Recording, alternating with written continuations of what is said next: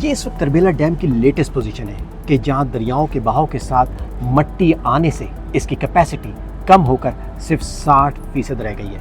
یعنی اس میں پانی جمع کرنے کی جو گنجائش 9.7 ملین ایکڑ فیٹ تھی اب کم ہو کر صرف 5.7 ملین ایکڑ فیٹ رہ گئی ہے. جب ڈیم پانی کم جمع کرے گا تو اس کی بجلی بنانے کی صلاحیت بھی کم ہو جائے گی.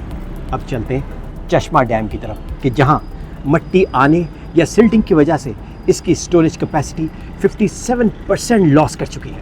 نمبرز کی بات کریں تو اس کی کیپیسٹی 0.7 سے کم ہو کر 0.3 ملین ایکڑ فیٹ رہ گئی. اسی طرح منگلہ ریزروائر کے 12% حصے پر مٹی بیٹھی ہوئی ہے. یعنی اس کی کیپیسٹی جو 8.2 بلین ایکڑ فیٹ تھی کم ہو کر 7.2 ملین ایکڑ فیٹ رہ گئی ہے. انٹرنیشنل واٹر ایسوسی ایشن کے مطابق ہم دریاؤں کے پانی کا صرف 10% اسٹور کرنے کی صلاحیت رکھتے ہیں. باقی سارا پانی یا سمندر برد ہو جاتا ہے یا سیلاب بن کر تباہی مچاتا ہے اور اس سے ہمیں کبھی کبھار امداد بھی مل جاتی ہے. Centre for strategic and contemporary research کے مطابق جو پانی بچتا بھی ہے نا اس کا 60% فریجائل انفراسٹرکچر ہونے کی وجہ سے واٹر کینالز، کورسز اور زرعی زمین میں ضائع ہو جاتا ہے. دنیا چیخ چیخ کر بتا رہی ہے کہ پاکستان ایک واٹر اسٹریس کنٹری ہے اور ہم قدرت کے اس انمول عطیے کو اس بے دردی سے ضائع کر رہے ہیں.